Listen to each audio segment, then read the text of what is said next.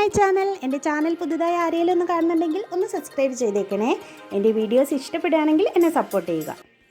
ഇപ്പോൾ ദേ ടൈം ക്ലോക്കിൽ നോക്കുമ്പോൾ 3:30 ആണ്, മോർണിംഗ് ആണ്. എന്തിനായിരിക്കും ഞാൻ ഈ രാവിലെ എണീറ്റിരിക്കുന്നത്?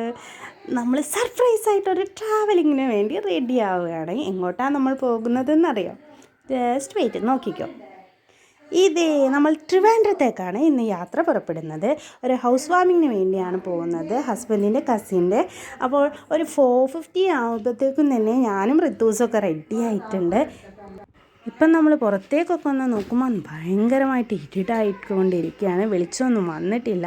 അപ്പോഴേക്കും നമ്മൾ റെഡിയായി, ഞങ്ങളുടെ പണിയൊക്കെ കഴിഞ്ഞു. ഏട്ടനിതേ ഇവിടെ ടീയും കുടിച്ചുകൊണ്ടിരിക്കുകയാണ്. അപ്പോൾ നമ്മൾ ഓട്ടോയിലാണ് ഇന്ന് റെയിൽവേ സ്റ്റേഷൻ വരെ പോകുന്നത്, കാലിക്കറ്റ്. അപ്പോൾ അതാ ഋത്തൂസ് ആദ്യം സ്റ്റാർട്ട് ചെയ്തു. നമ്മളിങ്ങനെ പോയിക്കൊണ്ടിരിക്കും. ഹസ്ബൻഡും ഞാനും ഹസ്ബൻഡിൻ്റെ അമ്മയും കുഞ്ഞാവയും കൂടിയാണ് ഞങ്ങൾ യാത്ര പുറപ്പെട്ടത്. അപ്പോൾ നമ്മളിങ്ങനെ നല്ല രസമുണ്ട് രാവിലെ തന്നെയുള്ള യാത്ര. അങ്ങനെ നമ്മൾ കാലിക്കറ്റ് റെയിൽവേ സ്റ്റേഷൻ എത്തി. ഏട്ടൻ വണ്ടി സൈഡാക്കുമ്പോൾ ഞങ്ങളിവിടെ വെയിറ്റ് ചെയ്യണം.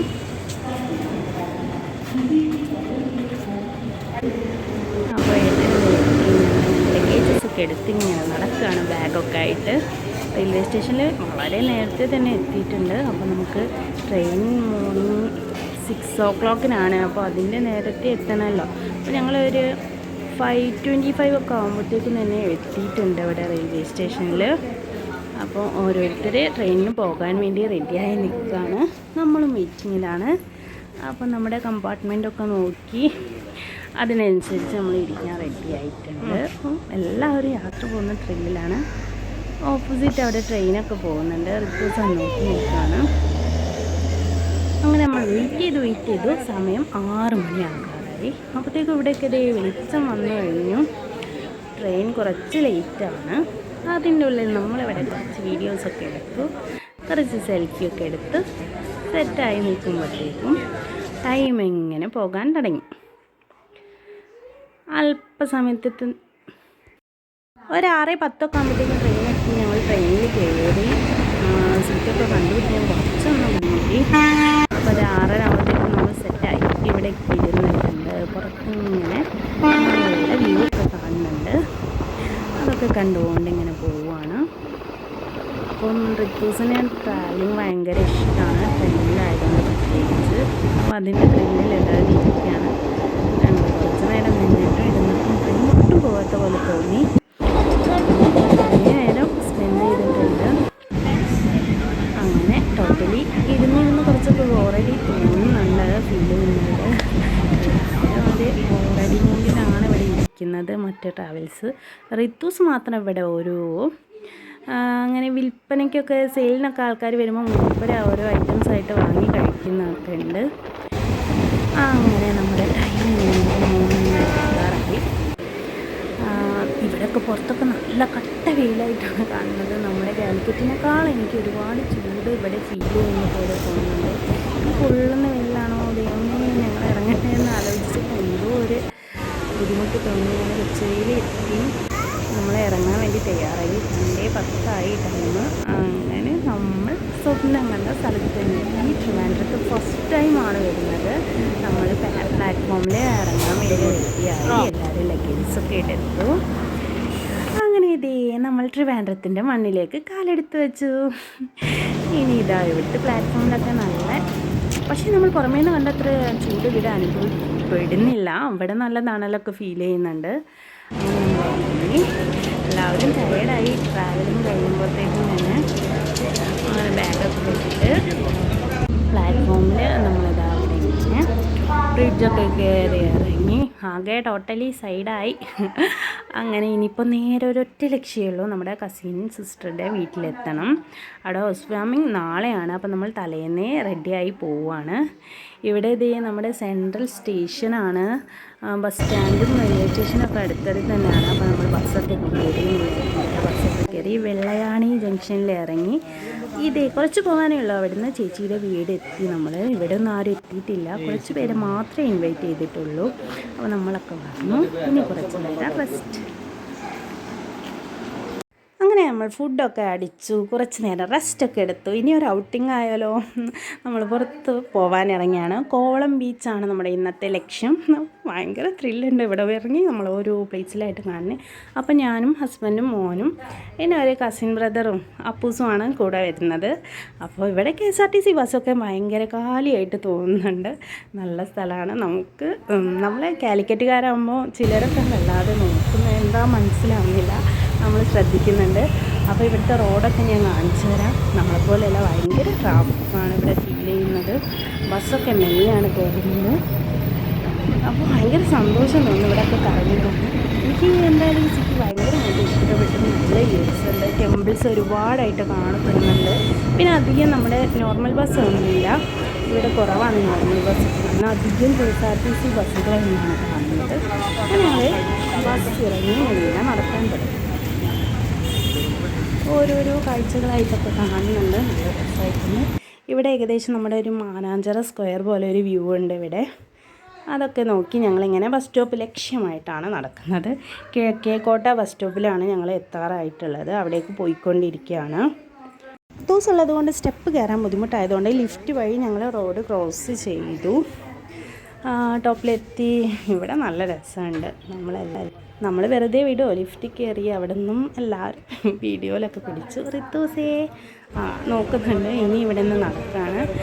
അപ്പം നമ്മളിങ്ങനെ റോഡ് മുറിച്ച് കടന്നുകൊണ്ടിരിക്കുകയാണ്. ബ്രിഡ്ജിൻ്റെ മുകളിലൂടെയാണ് നടക്കുന്നത്.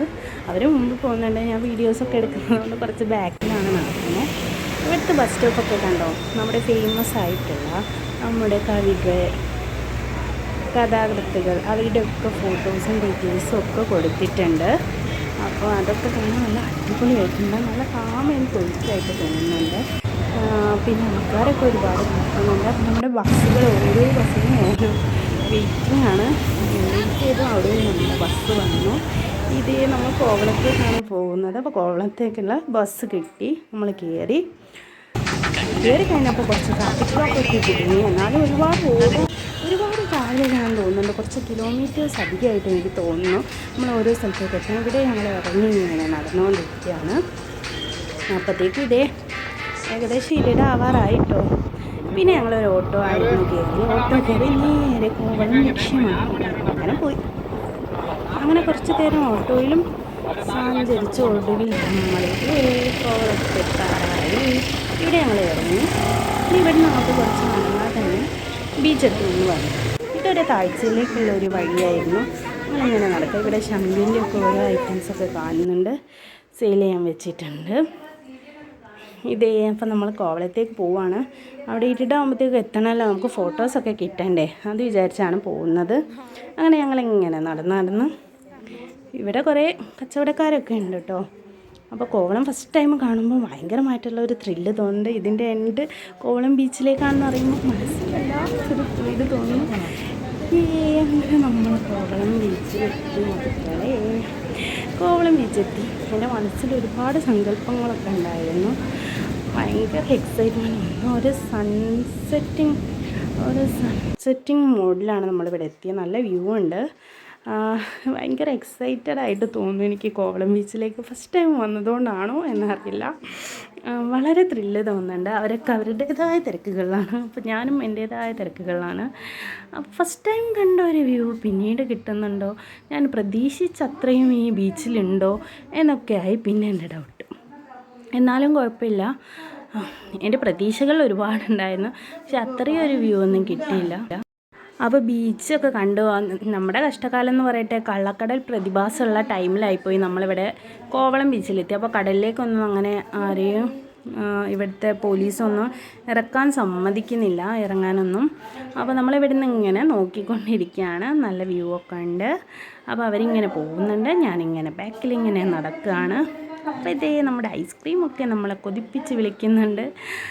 അങ്ങനെ ഞങ്ങളിവിടെ വന്ന് കുറച്ച് സെൽഫീസൊക്കെ എടുത്തു, ഐസ്ക്രീമൊക്കെ കഴിച്ചു, ഹാപ്പിയായി കുറച്ച് ടൈം ഇവിടെ സ്പെൻഡ് ചെയ്തു.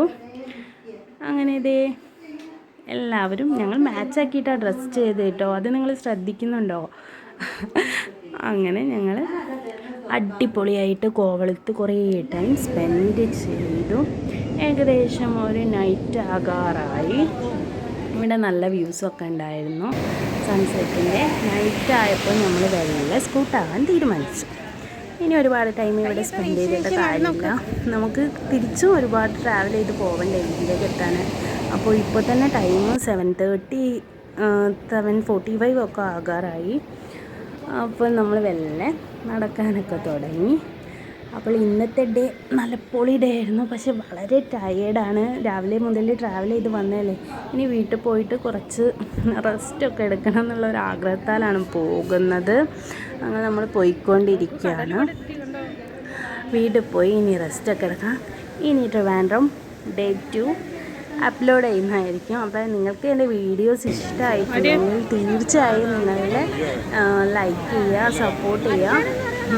നിങ്ങൾ ട്രിവാൻഡ്രത്ത് പോയി ഇങ്ങനെയായിരുന്നു ഫസ്റ്റത്തെ അനുഭവം ഉണ്ടായത്, നിങ്ങളും ഷെയർ ചെയ്യുക. അപ്പോൾ തുടർന്നുള്ള വീഡിയോസും കാണാൻ ശ്രമിക്കുക.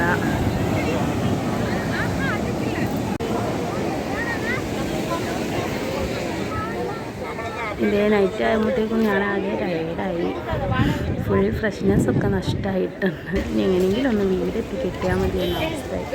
നടക്കാനും ഒരുപാടുണ്ട്, ബസ് കിട്ടാനും ഓട്ടോ കിട്ടാനൊക്കെ കുറച്ച് ഞങ്ങളിങ്ങനെ നടന്നു. അപ്പോൾ വീഡിയോ ഇന്നത്തെ ഡേ സ്റ്റോപ്പ് ചെയ്യാണ്. Thank you for watching.